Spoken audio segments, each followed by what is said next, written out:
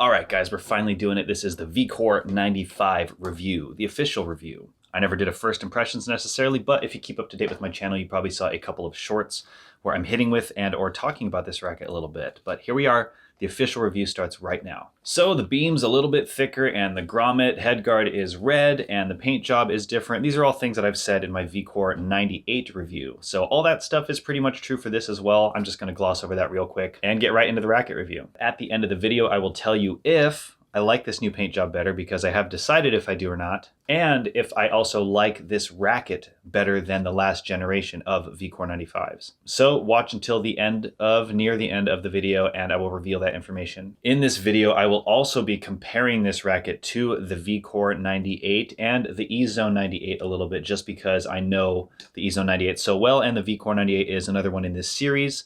I think comparing it to those two rackets a little bit will help put this into perspective. Last but not least, I have this racket strung up at 46 pounds. It's a 17 gauge string. It's called Zero by Restring. I think it's a phenomenally good string. Unreal performance. It has some of, if not the best snapback I have ever experienced. You get absolutely disgusting topspin with this string. It's got shape, so it bites the ball. Snapback as well, and the fact that it has such good snapback means the durability is so good because the friction isn't eating into the string so much, so you get amazing durability, snapback. Tension maintenance actually happens to be good too. It's just, this is one of those strings that just checks so many boxes, and I'm honestly not sure if it's one of those strings that compromises in any way at all. So this is very quickly becoming my go-to string, and I have it in this racket. And I think 46 pounds is really just about where you should have a 17 gauge poly in a racket like this. I don't think you should go any higher, or thicker I should say, than a 17 gauge poly, but people are gonna do what they're gonna do. I learned pretty quickly on the last generation of VCORE 95s actually to not do anything thick gauge and really try to keep the tension kind of on the lower side. It's one of those rackets that'll so quickly feel like a dead, wet wooden board if you string it a little bit too high, or maybe use a string that's a little too stiff.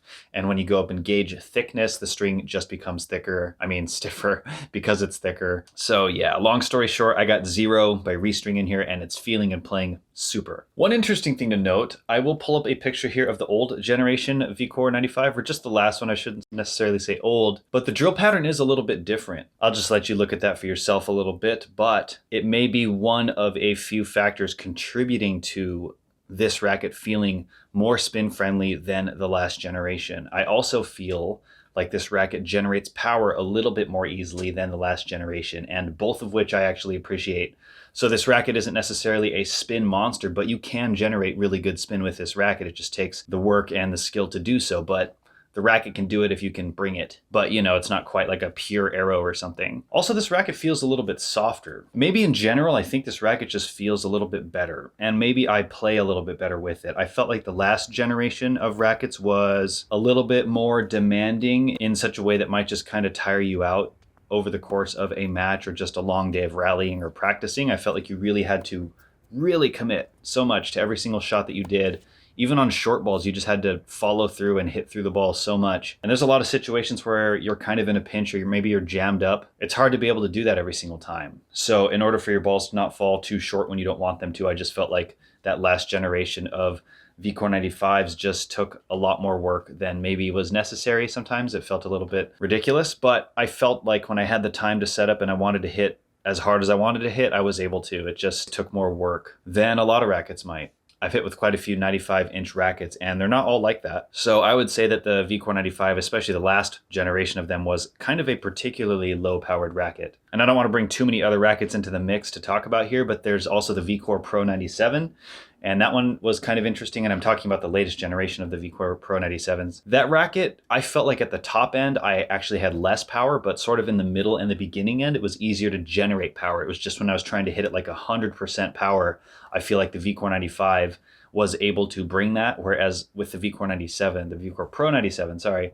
kind of a confusing name here, but that racket felt like it just sort of took a little bit off the top that I could never get back. And I actually don't feel that way about the VCORE 95. I didn't feel that way about the last one, and I definitely don't feel that way about this one. So it's interesting that overall this racket kind of consistently demands that you put more work into it. Whereas the VCORE 97, sort of on the middle and the lower end of the power spectrum, it's more able to kind of give you that power. But as you hit harder and harder, I feel like the VCORE Pro takes more and more power away. So in other words, I feel like the VCORE 95 has a very linear power response. Like it always kind of hits as hard as you feel like you're hitting, whereas the VCORE 97 just kind of tapers off towards the top. And then you got rackets like the E-Zone, which kind of feel like it's accelerating or maybe exaggerating the power that you're putting into it a little bit. I mean, the E-Zone is kind of known to be sort of a power racket. So hopefully bringing those rackets into the conversation a little bit puts into perspective how this racket fits in the power spectrum. But yes, this VCORE gives you a little bit more than the last generation for sure, despite the fact that it's actually a little bit softer. So I think that combination of characteristics is a cool update from the last one. Interestingly too, this is actually a smaller head size than the E-Zone 98, right? It's a 95 compared to a 98. And not only that, it also has an extra cross string because this racket is a 16 by 20 with a 95-inch head, whereas the E-Zone is a 98-inch head, 16 by 19. But I kid you not, the string pattern is actually more dense on the E-Zone 98 than it is on the VCORE 95. But I also feel like it kind of should be that way. I mean, the VCORE series is supposedly the more spin-oriented racket, so you sort of hope that the string pattern is more open. And I always thought that was funny that the VCORE 95 was part of the VCORE series. I always felt like, why would you guys make the smallest head size racket in that series the one with the most dense string pattern? Like, why isn't the 98 or the 100 a 1620? Why is it the 95 that's a 1620? That's always kind of confused me a little bit. And that's not really a diss on the racket at all, actually. It's more so just a comment on how Yonex has decided that this racket fits into their family of VCORE series. So I'm curious if any of you guys have thoughts on that. I've definitely seen a lot of conversations and opinions on that, and this racket being kind of a standout racket in that series in that way. And speaking of stand out, I feel like it's actually important to say that there actually might not be any singular trait about this racket that really stands out. And that's actually not a bad thing. I think a lot of people, especially the more advanced players, are looking for a racket that can kind of do everything well. And you could totally describe this as one of those rackets because it's not too anything and it's not necessarily not enough anything else. You have good access to control and power as long as you have the skill to generate both of those on your own. Spin, same thing. If you have the technique and the strength to bring a lot of spin, this racket, you can get a lot of spin. It's actually a pretty stable racket as well. And on that note of stability, actually, I do feel like this racket is a little bit more stable than the E-Zone 98. Like it's a little bit more able to hit like a flat ball and kind of drive straight through the ball. I think the E-Zone 98 kind of wants to brush over the ball a little bit, which is funny. The E-Zone 98 and the E-Zone 100 are so different in that way. But again, that's a whole different racket. I don't want to talk about it too much. But my point is that this racket is it's really versatile. It's kind of a racket that takes that middle ground path through so many extremes. And maybe it leans a little bit more on the side of control in some ways, and in other ways it leans a little bit more on the side of spin. But any way in which this racket leans, it's kind of just a little bit. This is such a middle ground racket in my opinion. And it's actually not the easiest to swing, I would say. It's actually a little bit more work to swing than the E-Zone 98, for example. I need just a little bit more time or maybe a little bit more effort or power to actually swing through the ball super fast or absolutely kill one of those points that's just kind of hanging at the net. This racket takes a little bit more work, and it's not actually just because this racket doesn't quite deliver as much power as easily. It's more so the fact that this racket is just a little bit heavier to swing. So this racket's definitely a little bit more work in both regards. You're going to need to put a little bit more work in or have better timing to get that racket head up to speed because it's a pretty low powered racket and it's going to be a little bit more hefty. And that's true if you're comparing it to the VCORE 98 as well. So let me say something that might be kind of controversial, and I'm going to also have to disclaim this opinion a little bit because in my VCORE 98 video, I was very adamant about doing that racket review in stock form as much as possible. That racket, I pretty much did my review, and I said this at the beginning, as it came. The racket was strung with Solinco Hyper G 16 Lite, I think. And that racket was pretty much stock except for the fact that I had an overgrip and a dampener on it. One of these. It's an isn't dampener, you know. And I actually didn't love how that racket swung too much. I actually felt like I was much more easily able to generate spin with the E-Zone 98. And I attributed that so much to the balance of the racket in its stock form. So what I did with this one, which is something that I said I wanted to do to the VCORE 98 if I were to continue hitting with it, I did to the VCORE 95. So in this video, this racket does have a leather base grip added to it. And that adds about 10, maybe 12 grams to the handle, and it definitely makes it a few more points headlight. So this racket is heavier and it's more headlight than it would be in its stock form. And that may be the reason why I feel like I am more easily able to generate spin with this racket than I am the VCORE 98. Now, this disclaimer is important for two reasons. One, because the reason I might feel that this is more spin friendly or more easily able to generate spin than the VCORE 98 might just entirely be due to the fact that I added a leather base grip to it. For me, this racket just swings in a way that I'm kind of able to whip around and over the ball in such a way that just generates more topspin. But the other reason that this is important to say is because I still feel like the EZone 98 is a better spin racket, if that's what you're looking for, than either of them. And I think it's really important to not fall for the marketing too much, because one of the things I'm trying to point out in my videos is that despite the fact that certain specs seem to mean certain things, if you look at a racket side by side, you can already start to tell how different they are than you might assume based on the marketing or based on the specs on paper. I've been making some shorts recently, and I kind of do this thing in my videos where I line up the crosses and the mains of two different rackets to see how the string patterns actually line up. And that way I'm able to compare the density, the drill pattern density between two rackets. And in a lot of my videos, and I have more coming,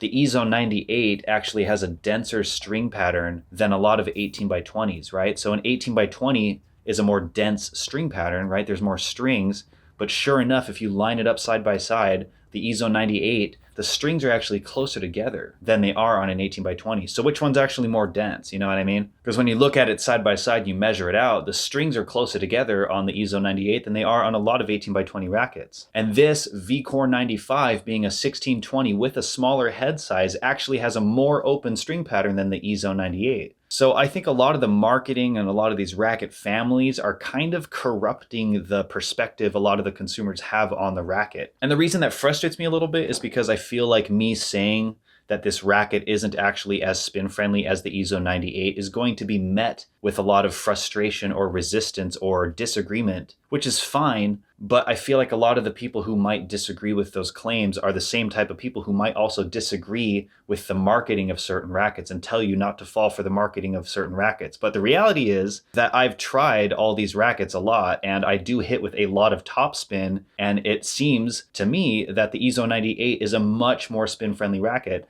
than any of the rackets from the VCORE series, as far as I can tell. And the only reason that I think people have a problem with that opinion, or in my case, that's just the reality for me, I don't know, maybe it's the way that I hit or something, but that is my experience. As subjective as my experience may be, that is what it is. So in that way, it's true. I think people might have a problem with that because the VCORE series is the spin racket. So how could it be that an EZone is more spin friendly than a VCORE racket, right? Or how could it be that the smaller VCORE 95 is more spin friendly than the VCORE 98? How could that be? But that's just been my experience. And for me, that's been the reality. So again, that disclaimer of me putting some weight in the handle via a leather base grip, if that's the only difference and that is the reason that the VCORE 95 feels more spin friendly than the VCORE 98, okay, but then why does the EZone 98 feel more spin friendly than both of them? That's kind of interesting. And for what it's worth, I actually really feel like the EZone 100 isn't that spin friendly of a racket. I'd kind of put it sort of in that VCORE 98 territory, actually. So with everything I'm saying, I just want to point out that it is so important to try the racket for yourself,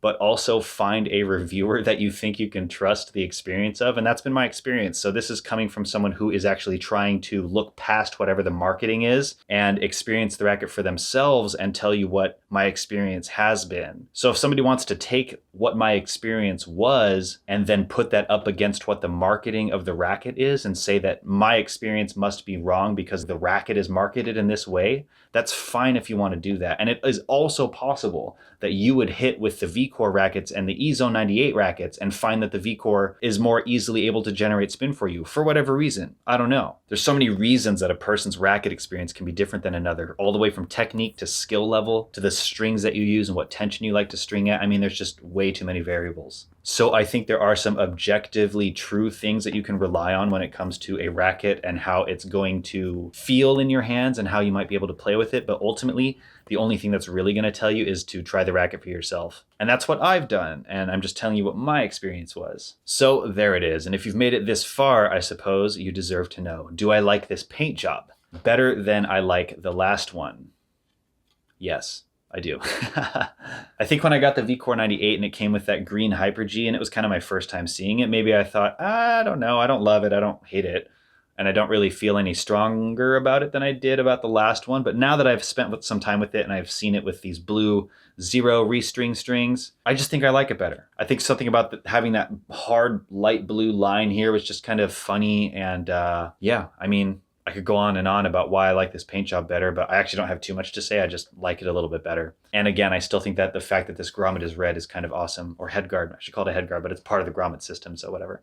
And the other thing I made you wait for was to tell you if I like this generation of VCORE 95s better than I like the last one. I'll let you guess. I'll give you a second here to guess before I tell you.